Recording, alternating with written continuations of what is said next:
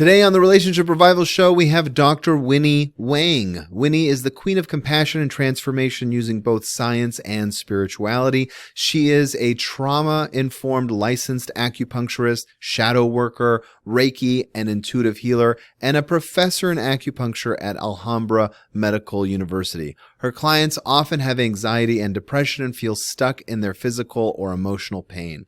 Winnie is passionate about teaching people how to release the trauma from their bodies. She believes wellness belongs to everyone, regardless of income level, and provides free resources online for everyone to access. I'm excited to pick her brain about the mind-body connection, because even though I live in my body, I don't know much about it, and I'm fascinated to kind of peel back the curtain and find out exactly what's going on inside these things that we use to walk around. You're listening to the Relationship Revival Podcast with John DeBach, also known as Mr. Spirituality. That's me. I'm your host, giving you insights and guidance from over 10 years in the field of this amazing journey we call romance. On this show, I go over everything you need to know about how to get into a relationship, how to get the most out of a relationship, and sometimes even how to gracefully end a relationship without pulling your hair out and going crazy. And occasionally, I'm even joined by new and old friends who are also relationship experts to bring you guidance and wisdom with new perspectives. Thanks for stopping by. Dr. Wang, Winnie Wang, how are you? I'm great, Mr. Spirituality. I'm so excited to be on your show. Thank you for being here. We just had a quick chat before we rolled, and I was telling you, we haven't really had a chance on the show yet to talk about the body and the way the body stores trauma or the way the body deals with stress. And I don't know what your experience is, but relationships can be just a little bit stressful. if you're married and you have a pulse and you haven't dealt with stress, I would double check that pulse, I think is the right kind of mentality. So before we get started with talking about details, why don't we give people a little bit, I read your intro, so people kind of know, give us your story in your own words though, how you kind of got to where you are. Yeah, perfect. So in 2009, I had a spinal injury while I was giving birth to my second child. And with a crooked spine, everything, it hurts, right? I have neck pain, lower back pain, hip pain, knee pain, ankle pain, and my organs are all sitting in the wrong place. And because of that physical injury, I then manifested anxiety and depression, right? Because if you imagine all of a sudden you can't sit in a chair for 10 minutes. And that, of course, put a lot of stress in my relationship. Well, all of a sudden I felt like 24/7 victim. Yeah. Right? That's Like Yeah. I couldn't recline and watch a movie, and I felt like a loser. I can't play tennis like I used to. I can't do jumping jacks. And I think that, in real life, in relationships, sometimes things happen, accidents happen, we lose a job. And, when you take the vow and said, I do, you don't really know what you're getting into, right? Yeah, nobody does. Nobody's really prepared for this. Tell me a little Right. bit, before we get into that, tell me a little bit. So were you born with a spinal, like a crooked spine, or was it an injury? How did that happen? Yeah. So it happened during the labor of my second child. Oh, so I've never heard of that. That's so interesting. During labor, from the Yes. pressure of labor, the spine went out of whack, or how does that happen? Yeah. So basically, I was under a lot of hormones, right? Because the body has to stretch so that the baby can come out. Sure. So literally the hip bones become very flexible. Mm-hmm. And during that time, because I was lying crooked, Mm-hmm. so when the hormones stopped pumping, my pelvis stayed crooked. Oh, wow. Yeah. So it's interesting because of course the body keeps the score, and it's like a chicken or egg thing. In what Right. way? What do you mean? So it's like if I have hip pain, that can cause anxiety, depression, or if I have anxiety and depression, I can manifest hip pain. right? So one can lead to the other. And in this case, the reason why I manifested this hip pain was because the whole time during my labor, I was so worried about my first child, Mm-hmm. right? Because up until that point, she has gone to sleep every night with her mommy. Oh yeah. And then I was like, oh my God, my poor baby daughter, she's going to be worried. Why did mom just disappear? And, she was about 21 months old at that Mm-hmm. time. And I can't explain, okay, mom will be back in 2 days. She's just at the hospital pushing out your baby sister. Right. Right.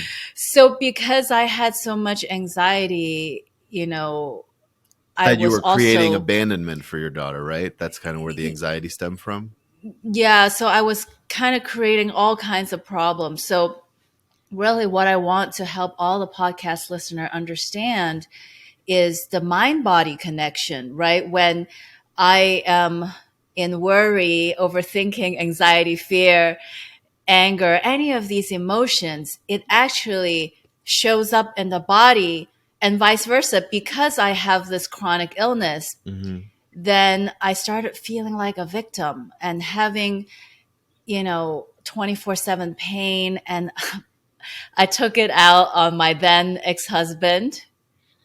Well, at the And time you were still married, right? yeah, at that time we're Yeah. still married. But I didn't know better, Uh-huh. right? And actually, that's why I now have a service. It's called Sacred Union. And I know you're a couple counselor, and Yeah. I love couple counseling. But sometimes just want to lie on the massage table, and when I get off from the massage table, it's like somebody wave a magic wand, and then Oh, you know I'm a big advocate for people getting massage and acupuncture. I think self-care is huge. I recommend it to couples all the time. Absolutely. yeah. So what I actually specialize in doing is couples work, where the couple both go on the table, but before they go on the table, they say three things that they love about their partner and one thing that they want to change about their partner. Just one thing. Yeah. You can only pick one. You can only It's not pick a one buffet. thing. And then, so me and my boyfriend, who is also, a body worker, Reiki healer, and shaman, so we would each do the body work and release the trauma from the body. So, because in my experience, sometimes when you do couple counseling, it could feel a lot like, oh, you said this and I said this, and then you Yeah, did sure. this and I did this, right? And it could feel a lot like bringing up and rehashing the past, when reality, the wound goes far beyond our dating life, right? The wound usually occur between age 0 and 7. Mm-hmm. It's usually a father wound and a mother wound, Yeah. and it's usually stored in the body. So it's so fun for me to do this work, because instead of talking about the problem, it's like, okay, everybody just lie on the massage table. Just let me do it. Right. And There's no then, effort there. no, no, just sit, just lie down and receive. And me and my partner, we both work on, assuming a heterosexual couple here. Yeah. I work on both the man and the woman, and he also works on both the man and the woman. And so we balance out whatever father mother wound that the couple come with. And so I love what I do, because it's so complementary to having a couple therapist. But sometimes you got to work on the mother father wound, but just by lying on the massage table. Yeah. Well, let me ask you, what does it look like? Or what does the experience feel and sound like and feel like to the actual couple? Does it feel like a massage? Is there music playing? Is it more Reiki where it's non-contact? When you say your boyfriend's a shaman, a lot of people don't know what that means. Is he waving around incense? Are there things being chanted? You've totally sparked my curiosity. Sure. So I think it's fun to dive into a story or case study. So, okay, so our most recent couple, the the man's description of the woman is that she always feel not enough. She's always saying, "Oh, I feel fat," or the man says, "If there's one thing I want to change about my girlfriend, is I wish she knew how beautiful she was. I wish she knew how perfect she was." Mm-hmm. Right? And then we ask the woman, "Okay, what's the one thing you want to change about the man?" She says, "I wish he knew how powerful he is." Right? I think that sometimes men, they might be serving under their capacity, Okay. Yeah, I see that. right? Sure. So it's like, the woman sees you are meant for bigger things. Of course, maybe you can make more money or you can have a bigger title or promotion or job, but the woman sees that the man has the potential for bigger things. Yeah. Yeah. Okay. So in this case, then the couple then goes down and lie on the table, and then then I work on the woman's hips and also stomach organs In what way? because, How do you yeah, work on it? exactly. So this is where I bring in the philosophy of the five elements. So for those listeners who don't know, five elements come from traditional Chinese medicine. So we have wood, fire, earth, metal, and water. So digestion is the earth element, and the organs related is stomach and spleen. Okay. And what that means is when we overthink or when we have anxiety, that actually impairs our digestive function.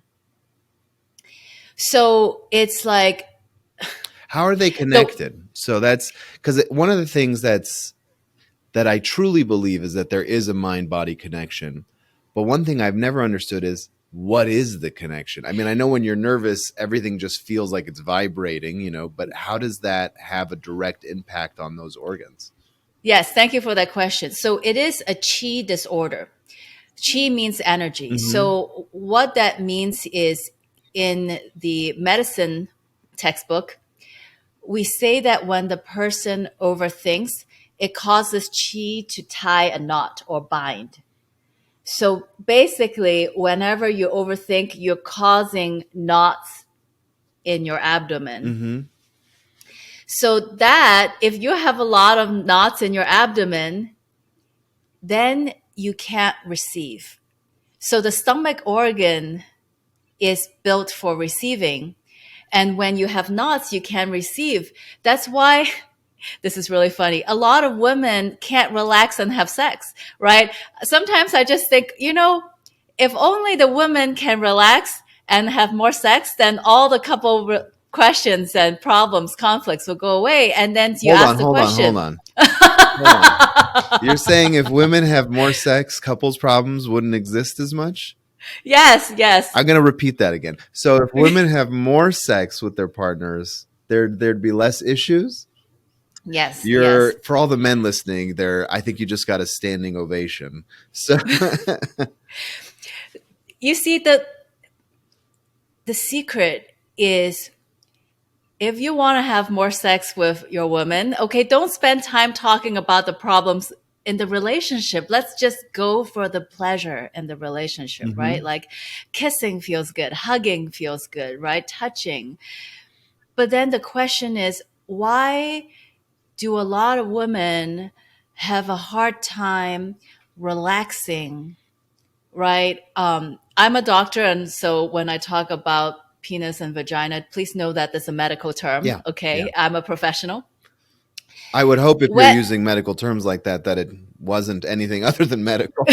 It's not super romantic to refer to it those ways. Yes. Okay. So the medical term is we want the penis to get hard and we want the vagina to get soft. Uh-huh. So what that means is we really want the man to get hard in the sense that he takes on more responsibility, right? He provides the structure, the discipline, and he's taking care of the women. And so that the woman can just have no worry in the world, relax and sing and dance and, Mm-hmm. just soften and relax her being. Yeah. And yeah, exactly. So It's so interesting. We had a guest recently, Elliot Katz, who's a really great guy from Canada, who talks about the male role in relationships and how men need to learn to be leaders again. And this kind of plays right into that. When women don't have to make decisions, when not that they're incapable by any means, God forbid, but like when they don't feel like that burden's on them, the tension releases and they can feel more feminine. And now that I'm talking to you, it's clear that it has a physical impact, a physiological impact. And that brings the intimacy back because now you're preparing for physical intimacy by virtue of the character that you're taking on as a male and female in the relationship. That's so beautiful. yeah, I think that a lot of the problems can be solved without talking. Talking is great. I mean, that's what we're doing right now. We're having this Yeah, beautiful sure. conversation. But I believe that 80% of communication is nonverbal. Yeah. So, verbal communication is great, but, touching is great and body work is great. And so I just wish that more people would just get on the table and just let us serve them, So let's go back to what that looks like. So you were talking about the case study where the woman wanted him to realize his true potential, which is Yes. about him being firm and on a physical level hard, right? And he wanted the woman, ironically, to play right into her femininity, which is to stop worrying, stop having thoughts, and just accept that she's great, have that confidence, making her softer. So when you say, okay, we're going to work on this midsection and the stomach, is it like what does it feel like? Is it a deep tissue massage? Are you bringing in acupuncture? What's the actual physical mechanism you're using? Right. So in yoga, we always talk about soul, mind, and body, right? So when you're on the table, there's some physical manipulation and breath work, Yeah. meditation, where simply where you breathe into is where you heal. So I happen to be an acupuncturist, so sometimes I do acupuncture, and I am very a hands-on person. But there's also another component, which is the soul component. Mm-hmm. So the way I explain the soul, because I have a computer science degree from MIT, is the soul is like the operating system, right? So if you have bugs in your operating system, like my iPhone here, if it has bugs, it's going to crash. Yeah. So what do we want? We want software updates, right? So then the question is, how do we get software updates so that we can download this improved software Mm-hmm. so that you don't just trigger the same place every single time? And so that is the shamanic work. A lot of times, Dr. Gabamate talks about this when a child has to decide between authenticity and attachment. They always pick attachment. So what that means is, imagine your child between age 0 and 7. You can either stay authentic to your truth, or you can stay attached to your mom and dad. Mm-hmm. And, most children will choose attached to mom and dad. And so in order for them to obey mom and dad, please mom and dad, they actually cut off a part of their soul. It's kind of like in Harry Potter, you know, how Voldemort cuts off parts of their soul. Mm-hmm. So most of us have soul loss between age 0 and 7, and that's the childhood trauma. And sometimes working with a shaman, he is calling back the soul that you cut off between age 0 to 7 back into your body. And so that is the magical part of this. And it's so beautiful because all you have to do is lie on the table and say, yes, I want my soul back. You know, that part of me that I decided to cut off when I was 3 years old. Yeah, bring them back. Yeah, so that's what we do. That's very cool. You have some language in your bio and everything else that I've read about you about shadow work. What is shadow work? Yeah, so I'm going to tell you a quick story about my shadow work. So I've been a Reiki healer for a couple years, and I've always been working with love and light. And then the divorce happened.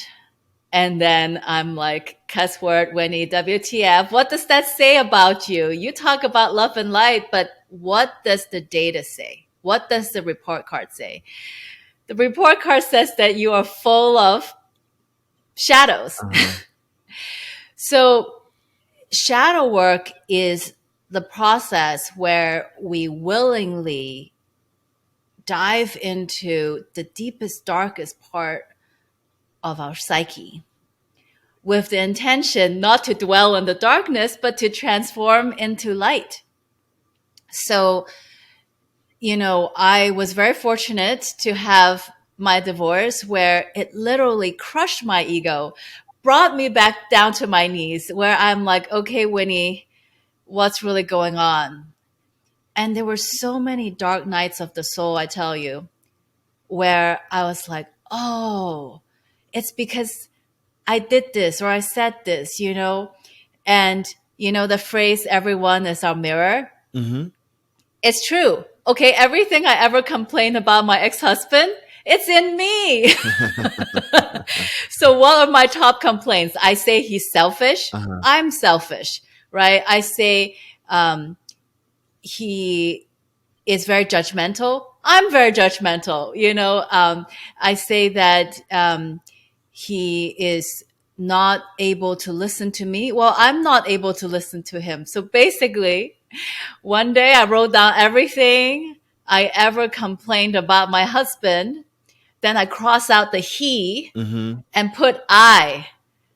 And I read that back to myself. I'm like, oh my gosh. Hmm. That, you know, everything I don't like about my husband and why I needed a divorce is in me. And the most rewarding part of this is once I can own how I have anger issues. I'm critical, I'm judgmental, I'm selfish, I don't listen. And once I do the work of transforming my shadow, it led to the most beautiful relationship ever. And so now I am enjoying more, yes, more sex, but also just more pleasure in life, more trust, more engagement. You know, it's really, you know, now I feel like when I say I have some love to give, it's real love. It's not that calculated love. You know, before I did the shadow work, it's like this. I would secretly keep tab like an Excel spreadsheet. Okay, I gave X units of time and X units of love. And let's see, how much did you give that back to me, Yeah. right? Yeah. Like Keeping the my score, love, which is keeping score. yeah, it's Exactly. not I not a was, not a healthy habit. no, I was so keeping score and my love was so conditional and I was a resentful monster. So how do you do what is the shadow? So I think I kind of get what the shadows are. What's the shadow work? How do you work on it? Yeah, so I actually wrote a book called Honoring Darkness, Embrace Shadow Work to Nourish and Grow Your Power. because what I found, because I'm a nerdy professor and I'm used to teaching curriculums with, a syllabus and, Yeah. structure, was that sometimes people can go to their talk therapist and 20 years Yeah. they still have a talk therapist, they're still on their antidepressants. And what I really want to do is give people a structure, a program. Mm-hmm. You just buy the book and you do the exercises at the end of every chapter. Mm-hmm. And then now you have a solid foundation to what shadow work is about. Got it. Got it. So you read the book and you kind of understand how to work through those dark places and how to approach fixing them in your life. So there's a kind of a regimented process in how you do it. Exactly. But the best part is it's fun. I a lot of people are like, well, why would I want to go look at my monster? And the answer is, well, you can look at healing like, oh, I gotta show up to my couple counselor, oh, I gotta go to therapy. Or you can look at life just like playing video games, right? In So what every way? day, yeah, exactly. So I think that as a culture, we're so attached to outcome, right? It's like having sex. We got to reach orgasm or ejaculation. If we don't ejaculate, it's as if we didn't have sex. Like people are so attached to crossing the finish line Uh-huh. as opposed to, whoa, well, let's just explore the body. What if, let's say I'm a man, what if I just stroke her hair with no expectation of where that's going to go, right? What if I just massage her calves with no expectation of what that will turn into, right? What if I just massage her shoulders with no attachment to where that's going to lead? What if I just touched her with an open mind? So you're talking about being involved in the process. Is that what you mean? Exactly. So, Like the game is what not about finishing the game, it's about playing the game. Yeah, exactly. So, what if we don't think about healing like there is an end goal, Yeah. but we're just in it because the process is beautiful? It's like the flowers on the journey are beautiful. Mm-hmm. What if you can derive pleasure from giving the massage on the calves or the shoulder? What if you can derive pleasure just from sniffing her hair, right? Just kind of slowing down instead of always, well, if I can get her to, you know, excuse my language, but open her legs and take off her underwear. That's like, like, what if we just approach life with more of this wonder and Yeah, curiosity? I Hey, couldn't agree with you yeah. more. I mean, there's a lot of neurological evidence that when you are focused, that you actually are teaching yourself to hold a certain amount of resentment in the process because it's only about the outcome. But if you can trick your brain and kind of learn to embrace the process, and the outcome is just a side benefit, like but like the cherry on top of the ice cream, then you get addicted to it. People who do this with exercise, even not just intimacy, where they actually learn to like the process of working out, tend to stay much longer and tend to do it much more, regularly than someone who's just about, I need to lose 10 pounds or I need to gain a certain muscle mass. The people who learn to enjoy the process have a longevity that just smokes everybody else. So I couldn't, and I think you're right. And doing this with yourself and your shadow work, doing this in your partnership with your romance is a beautiful thing to aspire to. Absolutely. And, John, you really hit upon this word that I love, which is longevity, and I like to add the word sustainability, right? Mm-hmm. So, when we enter relationships, hopefully we're not just dating for 3 months, Yeah. right? Hopefully the relationship lasts. Right. And how do we make relationship last?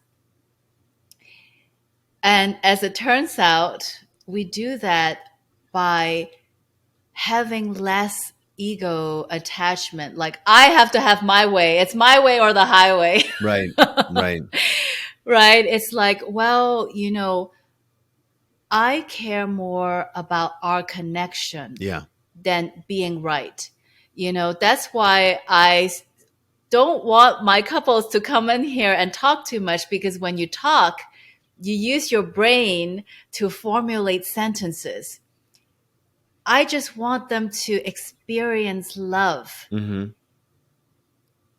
right? And the love is when we care more about the love and the connection and less about being right, then that is the key ingredient to making a relationship last and sustainable. Yeah, I think you're right. I think there are more people when they come in, especially into couples counseling, we work on the conflicts, we work on the communication, but I always try and encourage people outside of the sessions to go and do something where they can just enjoy each other, whether they're talking or not, something where they can reconnect, because there's the fights will be there. They're going to come no matter what. There's no such thing as a couple that doesn't fight that actually has real connection. That just doesn't I mean, you can have no fights with a stranger, doesn't mean that you're in a relationship. But they're waiting for you. While they're waiting, go experience the benefit of being in a relationship, the love, surround yourself in a way that it speaks to you. And I think, that's why I work with people who have individual therapists, and then they come in for couples counseling, and I tell them you should go do yoga. I mean, there's so many different ways to connect. And I think what you're doing sounds really interesting. I wanted to ask you a question. Does And again, this is me just being fascinated with the body because I don't have any background in the physical world at all. So when you have disharmony and when you have tension in a relationship, does it get stored somewhere specifically in the body, or does it kind of go all over the place? And then what do you do as a doctor? What do you do to kind of release it? Do you use acupuncture, and how does that work? Because to me, especially because I was born with Western medicine mentality, it all seems like magic. It's just like, okay, someone's going to wave a magic wand, or someone sticks a needle up here, and then somehow my nerves are all connected and it says release. Like, I still don't quite understand the concept. I do know when my wife goes to acupuncture, she comes back a better woman. So I know it works. I know it works, but I don't know how. And I'm so fascinated. So specifically, just to kind of, I know it's a long-winded question, but where does the trauma get stored and how do you release it? Sure, that's an excellent question. So, um, every acupuncturist in the state of California, just because we're here, it's a 4-year medical degree. Mm-hmm. So we are trained to diagnose where the problem is. So I can't tell you, okay, well, all the relationship trauma is stored in the uterus or the hips, but Uh-huh. that's why everybody should pull out their Yelp and find the nearest acupuncturist and go get a professional diagnosis. Yeah. The best way that I can explain how it works is every day we have a lot of toxins, right? You brush your teeth twice a day. Yeah. Getting an acupuncturist is like having your system cleaned regularly, right? So in my humble opinion, even if you have perfect teeth, you should get deep cleaning twice a year, right? Right. Go to a Yeah. dentist. It's like everybody should go to an acupuncturist once a month. That's just like flushing your toilet. Okay, that's when everything is working. You should see an acupuncturist once a month. But when you're having an active episode of anxiety or hip pain, then you should actually consider seeing an acupuncturist maybe 2 or 3 times per week for 10 session, Uh-huh. so that you can actually see the results, right? So imagine that one of the toilets in your house is clogged. It's actually stinky. And, that stinky is not pleasant for you. And it's definitely not pleasant for your spouse either. So when I talked about how I had anxiety and then I just didn't see an acupuncturist at that time, I took it out on my then ex-husband. Mhm. Okay, don't do that. Yes, get the help you need.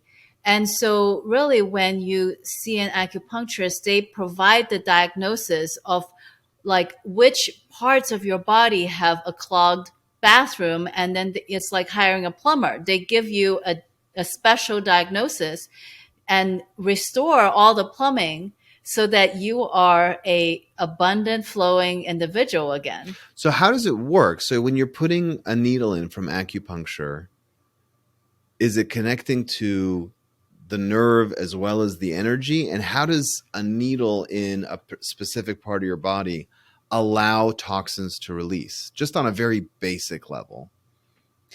Okay, so on a very basic level,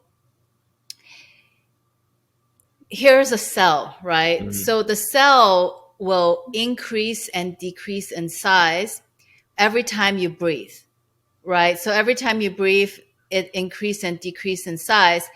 And what is energy? Energy is the space between the cells.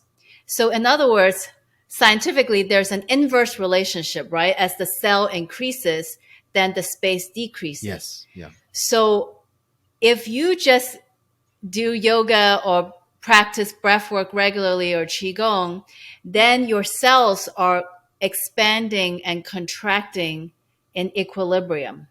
Okay, so that is the healthy state. But when we have thoughts, when we're stuck in anger, grief, fear, when we are stuck in our trauma, the victim stories, Mm-hmm. then this mechanism of increasing and decreasing uh, is off.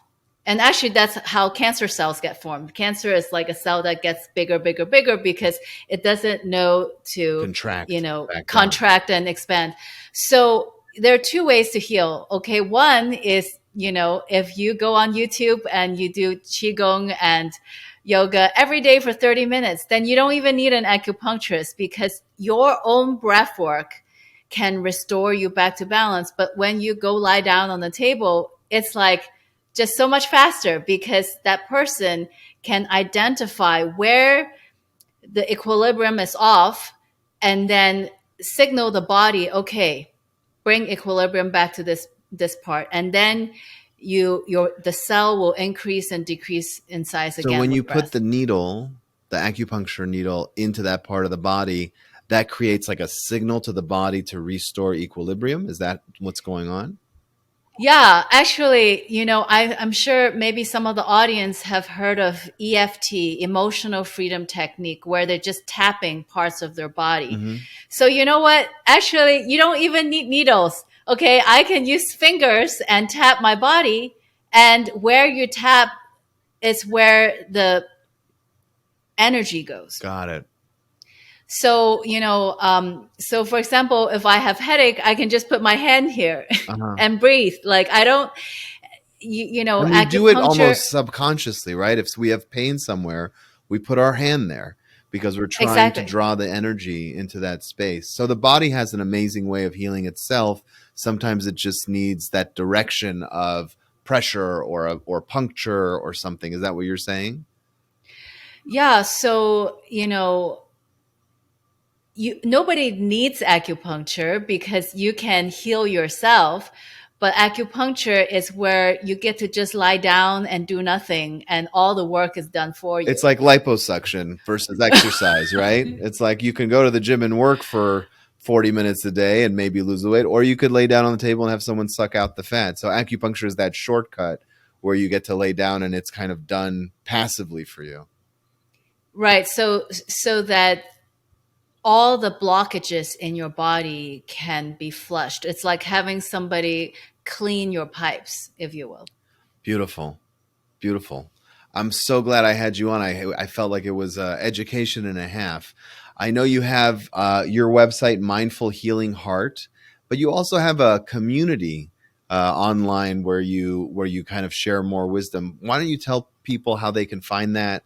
I'll put the link in the show notes, but is there a kind of a shortcut way they can kind of discover that Yeah, the easily? easiest way is just go to mindfulhealingheart.com/community, or you can use the navigation to click on community. Okay. And one of the things that I'm really passionate about as, a doctor is, let's admit it, our country has a broken healthcare system, Yeah. right? It's like Yeah.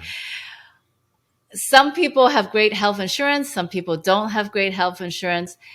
And my private sessions are, a little bit on the high end side, but I really believe that wellness belongs to the people, right? So it's like, I want to share a lot of free content on YouTube, on social media, and also have a portal where people can talk to me and ask me questions, and then I can answer them to the whole community, because one person's question could be 40 benefit 40 other people, right? So I really wanted a platform where if you got medical issue, you can write to me and I will reply to everyone. So That's nice. this platform is called Compassionate Transformation, because we can all transform our relationship or health or financial blockages together.